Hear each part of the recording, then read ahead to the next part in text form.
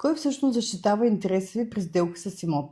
При покупка на имот много хора разчитат, че някой в сделката защитава техния интерес. Но нека да видим кой каква роля има. Брокерът посредничи по сделката. Неговата цел е тя да се случи, но той няма задължение да извършва правна проверка или да носи отговорност за нея. Брокерът няма и необходимите правни познания, за да може да защитава по сделката вашия интерес. Нотариусът също не е вашия защитник. Той удостоверява сделката и следи за спазването на закона, но не защитава интереса на едната страна. И тук идва разликата. Адвокатът е единственият, който действа изцяло във ваш интерес. Той проверява собствеността, тежестите върху имота и изготвя документите така, че да ви защити не само при сделката, но и след нея. Затова въпросът не е дали ще платите за адвокат, а дали можете да си позволите да нямате такъв.